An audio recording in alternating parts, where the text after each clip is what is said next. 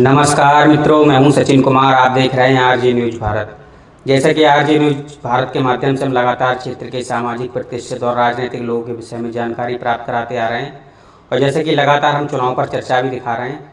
इसी क्रम में आज हम पहुंचे हैं 122 फरीदपुर विधानसभा, जो कि जिला बरेली की विधानसभा है, और 122 फरीदपुर विधानसभा से चुनाव की तैयारी कर रहे राजा सेठ जी हमारे साथ मौजूद हैं, जो कि भारतीय जनता पार्टी से प्रबल दावेदार हैं। और जैसे कि सभी को अवगत है कि 2027 में विधानसभा का चुनाव होना है। चुनाव को लेकर के सभी प्रत्याशी अपने अपने पक्ष में प्रयासरत हैं, माहौल बना रहे हैं। तो आइए बातचीत करते हैं फरीदपुर विधानसभा से चुनाव की तैयारी कर रहे राजा सेठ जी से।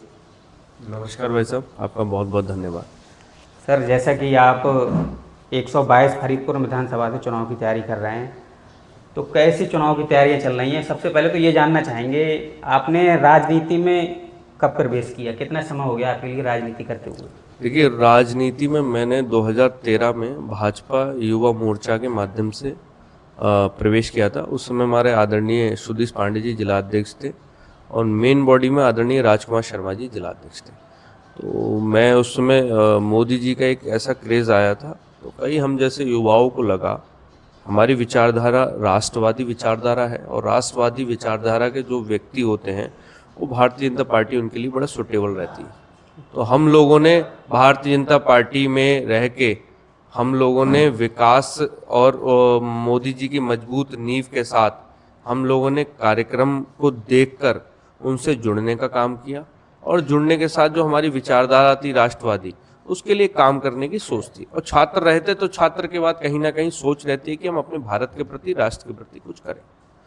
जैसे कि आपने 122 विधानसभा से तैयारी कर रहे हैं, तो आपका ये पहला चुनाव है? इससे पहले भी कोई आप चुनाव लड़े हैं? इससे पहले हम 2021 में निर्दलीय चुनाव लड़ चुके हैं और उसमें जीत भी हम लोगों ने जिला पंचायत सदस्य के रूप में मेरे भाई दीपक सेठ जी ने हासिल भी की थी। और विधानसभा फरीदपुर लगती है, उसका वार्ड नंबर 54 लगता है भुता ब्लॉक में। और हम लोगों ने पार्टी से टिकट मांगा, पार्टी से टिकट नहीं हो पाया था क्योंकि जिला पंचायत में हर कोई व्यक्ति ज़्यादा टिकट मांगते हैं तो नहीं हो पाया। लेकिन हमारे अंदर क्षमता थी और क्षमता को हम अपनी पहचानते थे और पार्टी के ज़्यादातर कार्यकर्ता हमसे जुड़े हुए हैं व्यक्तिगत रूप से। हम लोग सेवा कार्य भी करते रहते हैं। तो हम लोग निर्दलीय चुनाव लड़े और 6,500 वोटों के करीब हम लोग जीत के भी आए थे उसमें। सर, जैसा कि आप 122 विधानसभा चुनाव से तैयारी कर रहे हैं फरीदपुर विधानसभा से, तो आज भी किस तरह की समस्याएं हैं फरीदपुर विधानसभा में? फरीदपुर के अंदर आज भी अगर आप समस्याओं को देखेंगे तो सबसे बड़ी समस्या है कि वहाँ पर रोजगार सृजन की व्यवस्था नहीं है। हमारे युवाओं को बाहर पलायन करना पड़ रहा है और ये सबसे बड़ी दिक्कत है। आज हमारे क्षेत्र के युवा आप देखेंगे चंडीगढ़, पानीपत, हरियाणा, रुद्रपुर, हिमाचल प्रदेश, कई अन्य प्रदेशों में बेचारे किस स्थिति में रहते हैं, वो सबसे बड़ी दुख की चिंता। और मैं इस पर विचार कर रहा हूँ और मेरा सबसे बड़ा एजेंडा यही रहेगा कि मैं सबसे पहले प्राथमिकता दूंगा कि फरीदपुर के युवा पलायन को मजबूर ना हो। क्योंकि आज भी आप ग्रामीण क्षेत्रों में जाएंगे तो गांव के गांव खाली हैं युवाओं से। वो पुराने लोग तो आज भी रह रहे हैं लेकिन वो लोगों ने अपना जीवन व्यतीत कर दिया लोगों में आशा की कि हमारे लिए कुछ करेगा, लेकिन कुछ नहीं किया। लेकिन आजकल के युवा बेचारे बाहर पड़े हुए हैं। जब भी रक्षाबंधन का त्यौहार होता है वो वापस आते हैं, दीपावली का त्यौहार होता है वापस आते हैं। उसके बाद जब वो गांव से पलायन कर जाते हैं तो बड़ा दुख होता है, पीड़ा होती है। मैं सबसे पहले अगर मुझे प्राथमिकता मिलती है विधानसभा में पहुंचने की, तो सबसे पहले मैं स्थानीय फैक्ट्रियों में जो हमारा हब बन चुका है फरीदपुर और परसाखेड़ा में जो हब बन चुका है, और भी पूरी बरेली के अंदर फैक्ट्रियां लगातार बढ़ रही हैं। आप शाहजहांपुर तक चले जाइए, फैक्ट्रियां बढ़ी। उन फैक्ट्रियों में स्थानीय युवाओं को रोजगार दूंगा ताकि वो लोग अपने माता पिता और परिवार के साथ रह सकें। दूसरा, सड़कें व्यवस्था ठीक तो हुई है लेकिन कुछ व्यवस्थाएं गुटबाजी की वजह से रह गई हैं। क्योंकि आप देखते हैं स्थानीय नेताओं में ऐसी गुटबाजी चलती है, किन किन गाँव में आप चले जाएंगे तो उन गाँव में आज भी सड़कों की व्यवस्था ठीक नहीं है। उसके लिए मैं समुचित व्यवस्था करूंगा कि आपस में प्रधानी के लेकर, जिला पंचायत को लेकर जो गुटबाजी है वो चलती रहे, लेकिन उसके बीच में जनता को समस्या ना हो। अधिकारियों से बैठ के समावेश करूंगा कि गुटबाजी के चक्कर में किसी की सड़क ना रुके, सब व्यक्तियों तक सड़क पहुंचे। ये मेरी 2 प्राथमिकता है। और तीसरी प्राथमिकता जो मैंने अपने वार्ड नंबर 54 में 4 करोड़ के विकास कार्य कराए, पूरे फरीदपुर विधानसभा के अंदर अभूतपूर्व विकास कार्य कराने का मैं काम करूंगा ताकि नाली नल, खरंजा और सड़क के लिए कोई व्यक्ति मेरे पास शिकायत लेके ना आ पाए, क्योंकि वो सारी शिकायतें मैं दूर करने का काम करूंगा। शिक्षा है, स्वास्थ्य है, इसको लेकर के क्या प्राथमिकता रहेंगी? देखिए, शिक्षा के लिए हमारे आज फरीदपुर के अंदर अच्छे अच्छे स्कूल कॉलेजेस खुले हुए हैं। दूसरा, हम कोशिश करेंगे कि बड़े से बड़े जो कॉलेज हैं वो लेके आए हम लोग अपने फरीदपुर के अंदर, ताकि शिक्षा व्यवस्था सुधरे। दूसरा, स्वास्थ्य के लिए आपने ये बहुत बढ़िया बात कही। स्वास्थ्य के लिए सामुदायिक स्वास्थ्य केंद्र खुले हुए हैं, लेकिन हम कोशिश करेंगे उन स्वास्थ्य केंद्रों की व्यवस्था उन संबंधित अधिकारियों से बात करके और भी खुशहाल हो, ताकि किसी भी जैसे एम्बुलेंस की व्यवस्था है, एम्बुलेंस की व्यवस्था आज थोड़ी सी चरमरा गई है। सरकार तो पूरा ध्यान दे रही है, लेकिन अधिकारी कहीं ना कहीं उस पर ध्यान नहीं दे पा रहे हैं। एम्बुलेंस की व्यवस्था को सुचारू ढंग से हम उसको ठीक करने का काम करेंगे। तो भैया, जैसा कि शिक्षा है, स्वास्थ्य है, और ये जो बरेली में, जिला बरेली में अपने एक क्रिटिकल हॉस्पिटल आया था जी, आपको शायद पता हो, और किसी कारणवश वो बरेली में ना बन के वो लखनऊ बन रहा है। तो क्या मानते हैं आप, किसकी कमी मानते हैं, वो यहाँ बरेली में क्यों नहीं बन पाया? देखिए, ये हमारे जो जनप्रतिनिधि बैठे हुए हैं उन सब लोगों ने अगर सही से प्रयास किए होते तो शायद हमारे यहाँ पर बना होता। और मैं आपको बता दूं कि एक बहुत बड़ी समस्या ये है कि जो ग्रामीण क्षेत्र के परिवेश में लोग रहते हैं, वो इलाज के लिए जब बरेली आते हैं तो वो उनको अपना इलाज तो उनका होता है, ठीक भी होते हैं, लेकिन उनकी जो व्यवस्था ऐसी हो जाती है कि किसी किसी को तो अपनी ज़मीन बेच के अपने अस्पताल से छुट्टी कराना पड़ता है, और कई हम लोग ऐसी सिफारिशें करते भी हैं। तो इसके लिए हमारे क्षेत्र के जनप्रतिनिधियों को, हमारे जिले के जनप्रतिनिधियों को चाहिए, और ये कोई बड़ी बात नहीं कि वो लखनऊ चला गया, कोई दिक्कत नहीं। हमारे लोग, नए लोग निकल के आए, राजनीति में आए और दमखम से अपनी बात रखें। और सबसे बड़ी मैं एक बात कहूँगा युवाओं को, युवा निकल के आए, चुनाव में भागीदारी करें, और कोई बड़ी बात नहीं है कि बरेली के अंदर एक ना एक दिन एम्स जरूर होगा। आज भी जो ग्राम पंचायतों में जल जीवन मिशन के अंदर जो टंकी का काम चल रहा है, तो ये जो जल जीवन मिशन के अंदर जो टंकी का प्रोजेक्ट है वो कहाँ तक सफल मानते हैं? देखिए, टंकियों का जो प्रोजेक्ट है वो सबसे बड़ी बात तो ये है, उन्होंने सारी सड़कों को खोद के फेंक दिया। जनता, एक जनप्रतिनिधि, एक गांव का जनप्रतिनिधि कैसे उस सड़क को पड़वाता है, कैसे मेहनत करके बीडीओ कार्यालय चक्कर लगाता है और बरेली के मुख्य विकास अधिकारी चक्कर लगाता है, उसको पास कराने का काम करता है। पास कराने के बाद जब उस सड़क को जल निगम वाले खोद के चले जाते हैं, ये सबसे बड़ी समस्या है। खोदने के बाद ना वो वापस पलट के देखते हैं और उस गांव के जनप्रतिनिधि के ऊपर उंगली उठाना शुरू होती है। तो ये मुझे लगता है कि उनको सड़क खोदने से पहले ये सोचना चाहिए, या तो हम सड़क की मरम्मत करके जाएं। और मैं कहना चाहता हूं, इन सभी समस्याओं के लिए हम सभी जनप्रतिनिधियों को एक होकर लड़ना चाहिए। अधिकारियों के लिए हम लोगों को रोकना चाहिए कि आप लोग हमारी सड़कों की व्यवस्था ठीक करने आए हो या खराब करने आए हो, इस पे विचार। दूसरी बात, ग्राम पंचायतों में पानी भी नहीं आ रहा है। जी, पानी नहीं आ रहा है, मतलब टंकियां बन गई हैं लेकिन पानी नहीं आ रहा है कई ग्राम पंचायतों में। तो इन व्यवस्थाओं के लिए तो वहाँ जो जनप्रतिनिधि हैं, जिनके यहाँ कार्य चल रहे हैं, उनको ये सोचना चाहिए, और अगर नहीं होना चाहिए तो आंदोलन करना चाहिए।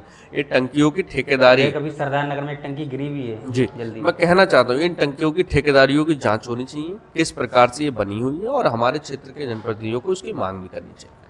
किसानों के विषय में क्या कहना चाहेंगे? किसानों के विषय में मैं ये कहूँगा, हमारे फरीदपुर विधानसभा के अंदर, अभी तो पूरी बरेली के अंदर, जब भी किसानों की समस्या आती है, धान केंद्र सेंटरों पे, जैसे ही ये धान केंद्र सेंटरों पे जो धांधली होती है उसको रोकने के लिए हमें समुचित कदम उठाने चाहिए। आप गन्ना केंद्र सेंटरों पे आप देख लीजिए, अवैध वसूली होती है, उसको रोकने का हमें काम करना चाहिए। इन सभी चीज़ों को रोकने के लिए हमें समुचित नेताओं का चयन करना होगा, ताकि वो लोग विरोध के साथ काम कर सकें। आप देखिए ना, आप धान केंद्र सेंटरों पे देख लीजिए, जब भी धान केंद्र सेंटरों पे किसानों से ज्यादा तो मुझे लगता है व्यापारियों के धान तुलते हैं। ठीक है, किसान हमारे परेशान है, रात रात दिन 10-10 दिन ट्रालियां लेके हम लोग सिफारिश करते हैं, तब कहीं जाके उसका धान तुल। आज आप मुझे बताइए, आम आदमी की सिफारिश करने के लिए मैं इन सभी व्यवस्थाओं के खिलाफ लड़ने का काम करूंगा। मेरा सीधा सिद्धांत है, काम, समय की बर्बादी नहीं होनी चाहिए। आज आप व्यक्ति के पास इतना समय नहीं रह गया वो आपके कार्यालय के चक्कर काटे या आपके पास राजनीति के लिए चक्कर काटे। आज अगर उसने आपको चुना है तो सारी जिम्मेदारी उसकी है। ग्राम पंचायतों में जैसे कि अंत्येष्टि स्थल है, बारात घर है, इनकी समस्याएं बहुत ज़्यादा हैं।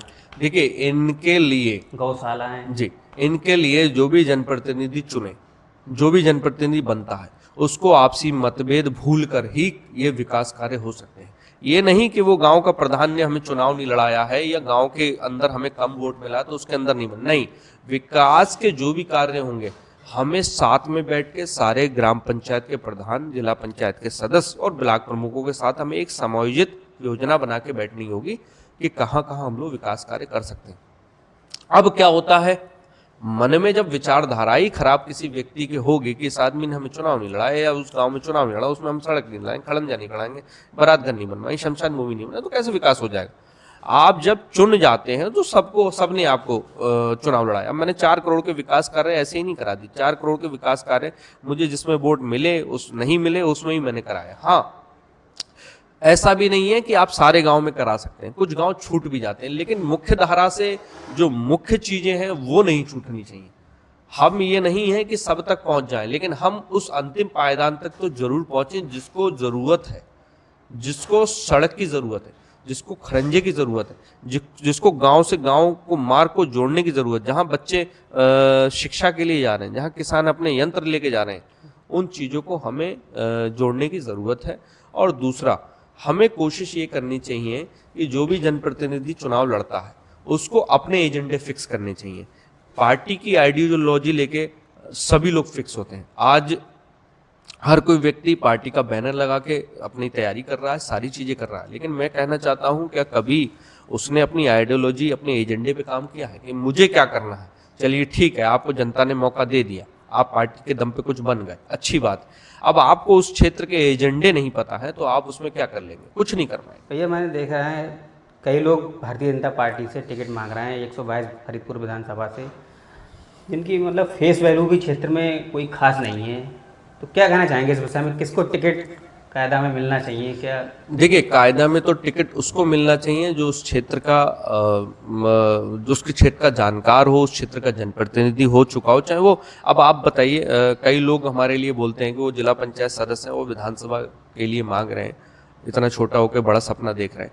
आप मुझे ये बताइए, छोटे से बड़ा सपना देखते हैं या बड़े से छोटा सपना देखते हैं? पहली चीज तो ये है भाई, जिला पंचायत सदस्य हैं, हमने अपने 4 करोड़ विकास कार्य कराए, हमें क्षेत्र की जानकारी है, भुता ब्लॉक से हम आते हैं, और उसके बाद फरीदपुर के तराई और खादर की हमें अच्छी जानकारी है, लोग जुड़े हुए हैं। अब क्या करते हैं, कुछ लोग सिर्फ शहर के अंदर फरीदपुर नगर और फतेहगंज पूर्वी नगर के अंदर घूमते हैं और विधानसभा का अपना प्रबल दावेदार घोषित करते हैं। मेरे कहने का मतलब है, कभी उन घरों के पास भी जाना चाहिए जिन घरों तक पहुंचने के लिए खरंजे नहीं, जिन घरों तक पहुंचने के लिए आपको ये समझ लीजिए अपने कुर्ते के पैंचे ऊपर करने पड़ेंगे, इतनी दलदल है। जब तक आप लोग उस अंतिम पायदान के व्यक्ति तक हम लोग घर नहीं पहुंचेंगे, हम अपने आप को कैंडिडेट या कुछ भी कहते रहे, हम अपने मन से कहते रहे। दूसरा, मैं आपको ये बात और बता देना चाहता हूँ कि सबसे बड़ी समस्या क्या आती है? सबसे बड़ी समस्या आती है कि हम जनता से मिलना पसंद नहीं कर पाते, हमारे कुछ दायरे हो जाते हैं। भाई, जनप्रतिनिधि का मतलब ये होता है कि आपका तो कार्यकर्ता है, अच्छी बात है, पर कार्यकर्ता के अलावा भी हमें जो व्यक्ति जनता का है, जो व्यक्ति आम आदमी है, जो व्यक्ति हम तक नहीं पहुंच पाता है, हमें प्रयास करना चाहिए उन तक। ये नहीं कि कार्यकर्ता हमारा हाथ बैठाल रहा है तो वहीं बैठ रहे हैं, कार्यकर्ता हमें कहीं बैठाल रहा है उसके अलावा हम कहीं बैठ नहीं रहे। ये सब चीजें हमें दूर करनी होगी। आज भी भैया क्षेत्र में जाते हैं, इस विधानसभा में नहीं और भी विधानसभा में जाते हैं, तो जनता वहाँ की कहती है कि नेताजी आते हैं, बस चुनाव के वक्त आते हैं, वोट मांगते हैं और जीतने के बाद फिर नहीं आते हैं क्षेत्र में जी। और जब जनता जाती भी कभी किसी काम को लेकर के तो मुलाकात नहीं हो पाती है। तो आपने क्या समीकरण बनाया है कि यदि जनता आए तो आपसे मिल सके डायरेक्ट? देखिए, मैंने जी, मेरा आप पूरा फेसबुक, इंस्टाग्राम और मेरा क्षेत्र में आप जब पता करिए, मैं जब जिला पंचायत सदस्य जीता तो मुझे उन कमजोर वर्ग के लोगों ने चुनाव लड़ाया, जिनको वो हर जाति हर बिरादरी के लोग थे, और मुझे जब व्यक्तियों ने चुनाव लड़ा तो मैंने कहा कि आज जो मेरे को घुमा रहे हैं, ये नहीं कि आप इन्हीं को माध्यम बना के आए, ये मेरे माध्यम है, ये मेरे सब कुछ है। लेकिन अगर आपको भी लगता है, जैसे अब बहादुरपुर के अंदर मैं उसका उदाहरण दे देता हूँ, तो मैं जब उन लोगों ने, गाँव के लोगों ने चुनाव लड़ाया और उन लोगों ने मुझे कोई विकास कार्य नहीं बताया, मैं बहादुरपुर के अंदर लगातार 2-3 बार जा चुका था, तो मैंने उस विकास कार्य की समस्या पूछी, तो वहाँ के बच्चों ने मुझे बताया कि भैया हम स्कूल जाते हैं और ये खरंजा हमारा पढ़ना ज़रूरी है, वरना हम लोग कीचड़ में जाते हैं, दलदल में जाते हैं। मैंने उन बच्चों की बात सुनी, अपने संबंधित अधिकारियों को, जिला पंचायत के बताया और उस खरंजे को नब्बाने का काम किया और वो खरंजा पड़ा। मेरे कहने का मतलब है कि गांव का प्रत्येक बच्चा भी आप तक अपनी बात पहुंचाए, बेझिझक, बेडरे, बिना माध्यम के, तब आप सफल जनप्रतिनिधि कहलाएंगे। दूसरा, मिलने के लिए मैंने अपने फरीदपुर के अंदर, मेरा पैतृक गांव आता है ककरा कला, यहाँ से पूर्व विधायक हमारे आदरणीय नंदराम जी रह चुके हैं और वो सम्मानित भी रहे। तो मेरे कहने का मतलब है, मेरा पूरा पैतृक गांव और आसपास के सभी गांव मेरे फरीदपुर के अंदर हमने अपना कार्यालय बनाया है, वहां तक हमारे लोग पहुंचते हैं। दूसरा, मेरे पैतृक गांव से मुझे बहुत बड़ी मजबूती ये मिलती है कि आसपास के सारे लोग, मेरे लोग मुझ तक पहुंच जाते हैं। मैंने यही कहा है कि मैं किसी ठेकेदार को नहीं चयन करूंगा, कोई मेरी ठेकेदारी करने वाला व्यक्ति ना हो, जनता मेरे पास आए और मैं जनता तक जाऊं। हाँ, मैं माध्यम जरूर बनाऊंगा, लेकिन ठेकेदारी मैं किसी को नहीं दूंगा और ना ही मेरी कोई ठेकेदारी करे। और जो ठेकेदारी करना भी चाहते हैं उनसे मैंने हाथ जोड़ के पहले ही अपील कर दी, वो कृपया करके मुझसे जुड़ने की भी कोशिश ना करें। भैया, महिला सुरक्षा, महिला सशक्तिकरण, इसको लेकर के क्या विचार हैं? देखिए, महिला सुरक्षा और महिला सशक्तिकरण के लिए मैं यही कहना चाहूँगा कि उसके लिए एक जनप्रतिनिधि को अपनी बहन और माता बन के उन महिलाओं के बीच में जाना चाहिए, और मैंने वो काम किया। मुझे सबसे ज़्यादा जिला पंचायत चुनाव में वोट मिला तो महिलाओं का वोट मिला था, क्योंकि मैंने हर बहन तक, हर माता तक अपना नंबर पहुंचाने का काम किया और उन तक मिलने का काम किया। और कोई भी अगर उनके साथ, जैसे हमारे घरेलू हिंसा तक की भी सूचना मुझ तक पहुंचती हैं और मैं उन्हें निस्तारण कराने का काम करता हूं। तो मेरे कहने का साफ साफ मतलब है, महिला हिंसा, महिला अपराध पे तभी लगाम लग सकती है जब हम लोग महिलाओं की सुनने की जिम्मेदारी भी लें। ऐसा नहीं है कि सिर्फ पुरुष हम तक आए, पुरुष अपनी बात बता दें, ये नहीं संभव है। पुरुष अपनी बात बताएं, तो अगर महिला तब तक अपनी बात नहीं बताती किसी को जब तक वो किसी पर विश्वास नहीं कर लेती। तो हमें सबसे पहले विश्वास करना होगा। दूसरा, महिला सुरक्षा के लिए आज पुलिस बहुत सक्षम है, पुलिस बहुत मजबूत है। बस अगर किसी महिला के संग अत्याचार हो रहा है तो हमें, अगर संबंधित थाना नहीं सुनता है तो हमें संबंधित जिले के कप्तान तक वो बात पहुंचानी है। इतना ही हमने कर दिया, मुझे लगता है, तो तुरंत उस पर कार्रवाई हो रही है। और माननीय मुख्यमंत्री योगी आदित्यनाथ जी की सरकार में महिला सुरक्षा सर्वोपरि है। आज आप देखिए, आज किसी बहन बेटी की तरफ कोई आंख उठा के भी दे देगा तो अगले चौराहे पे उसका इनकाउंटर हो रहा है, इसमें कोई गुरेज नहीं। माननीय मुख्यमंत्री योगी आदित्यनाथ जी ने सुरक्षा और कानून को लेकर जितना सख्ती अपनाई हुई है, मुझे लगता है कि पूरे प्रदेश के अंदर आज वो भय मुक्त, आज महिलाएं देखिए 2-2 बजे, 1-1 बजे भी अगर जा रही हैं तो किसी के अंदर डर का माहौल नहीं। और एक समय हुआ करता था कि लोग 4-5 बजे के बाद शादी में गहने पहन के नहीं निकला करते और उन्हें पता था वो लूट लिएंगे। लेकिन आज उत्तर प्रदेश के अंदर ऐसी कोई भी घटना नहीं। आज सिर्फ जनप्रतिनिधि अगर सजग है तो ऐसी कोई घटना नहीं हो सकती है, क्योंकि जनप्रतिनिधियों की बहुत बड़ी जिम्मेदारी होती है, ये बात सच है। भैया, जैसे कि जिला बरेली में अपनी 9 विधानसभाएं हैं, क्या लगता है इस बार 2027 में कितनी सीटें निकल सकती हैं जिला बरेली में? अभी तो 7 सीटों पे भारतीय जनता पार्टी है और 2 पे समाजवादी पार्टी। देखिए, 27 में कितनी सीटें निकलती हैं? देखिए, मेरा हमेशा कहना है कि जनता सर्वोपरि है। जनता 9 की 9 सीटें दे सकती है और जनता के हाथ में सब कुछ है, क्योंकि जनता जो है, मैंने आज तक कभी किसी का गढ़ नहीं कहा। लोग कहते हैं कि ये गढ़ है, वो गढ़ है। अब हमारे भोता ब्लॉक को ही देख लीजिए, लोग कहते हैं कि वो भाजपा का गढ़ है, फरीदपुर कहते हैं सपा का गढ़ है, लेकिन एक बार बसपा का विधायक बन चुके हैं ना। ठीक है, एक बार डॉक्टर सियाराम सागर जी निर्दलीय विधायक बन चुके हैं ना। 2 बार भाजपा फरीदपुर के अंदर भी मजबूती से चुनाव लड़के जीत चुकी है ना। मेरे कहने का मतलब है, कोई किसी का गढ़ नहीं होता। अगर जनता का मन है तो जनता आपको 100 में से 100 अंक देगी, और जनता का मन नहीं है तो आप 100 में से 10 अंक के लिए भी तरस जाएंगे। कई लोग आज आप देखिए ना, उनकी राजनीति जनता ने खत्म कर दी। तो जनता सर्वोपरि है। जनता के लिए कभी कोई व्यक्ति ये ना सोचे कि जनता कमजोर है। आज आप देखिए, कई लोग जनप्रतिनिधि ऐसे बन जाते हैं, आप बिहार के अंदर आप देख लीजिए ना, प्रशांत किशोर जी ने क्या करके दिखाया, भाई जनता ने कमाल कर दिया। तो जनता ही सर्वोपरि है। भारतीय जनता पार्टी की जो लहर 2014 से आई है, किसकी दम पे आई? जनता के दम पे तो आई है, और जनता के दम पे चल रही है। जब तक जनता साथ है तब तक कोई किसी को हराने वाला पैदा नहीं है, और जनता जिसके साथ नहीं है तो आप कितने भी प्रयत्न कर लीजिए, आप सरकार में कभी नहीं आ सकते। जैसा कि भैया समाजवादी पार्टी से अखिलेश जी पीडीए चला रहे हैं, योगी जी का अमृतकाल चल रहा है, और जैसा कि आपने देखा होगा 2024 के चुनाव में समाजवादी पार्टी की 5 सीटें थी उससे पहले, और 2024 में 37 सीटें हो गई। तो क्या लगता है कि उनका पीडीए फार्मूला काम कर रहा है? और भारतीय जनता पार्टी की सीटें जो कम हुई हैं, इसका क्या कारण मानते हैं आप 24 के चुनाव में? मैंने आपसे अभी कहा था कि जनता सर्वोपरि है, किसी का कोई फॉर्मूला काम नहीं करता है, और सीटें कम और बढ़ती होती रहती हैं, ये कोई गुरेज नहीं है। जो जनता का जितना विश्वास जी पाएगा, अगर 37 सीटें आई हैं तो अखिलेश जी के अंदर जनता का विश्वास कुछ ना कुछ जगह है, तो अखिलेश जी की 37 सीटें आ गई। उससे पहले 5 सीटें थीं तो जनता का विश्वास बिल्कुल नहीं था। तो मेरे कहने का मतलब है, आज अगर भारतीय जनता पार्टी की सीटें कम हैं तो भारतीय जनता पार्टी उस पर मेहनत करने का काम करे। दूसरा, अखिलेश जी की अगर सीटें ज़्यादा आई हैं तो अखिलेश जी उस पर जिम्मेदारी निभाने का काम करें। सिर्फ और सिर्फ जनता सर्वोपरि है, मैं दोबारा कहूँगा। इसीलिए मैं कहता हूँ कि किसी का कोई गढ़ नहीं होता है, कभी भी समीकरण बदल सकते हैं, बिगड़ सकते हैं और सही हो सकते हैं। सिर्फ जनता के दिमाग में अगर ये विश्वास है कि ये व्यक्ति मेरे लिए कुछ करने लायक है, ये व्यक्ति मेरे लिए आवाज में सक्षम उठाने में, तो जनता उस पर विश्वास करती है। इसीलिए मैं कहता हूँ, लोग डरते हैं निर्दलीय चुनाव लड़ने से, लेकिन मैं कभी नहीं डरता हूँ, और मैं कहता हूँ कि डरने की जरूरत नहीं है।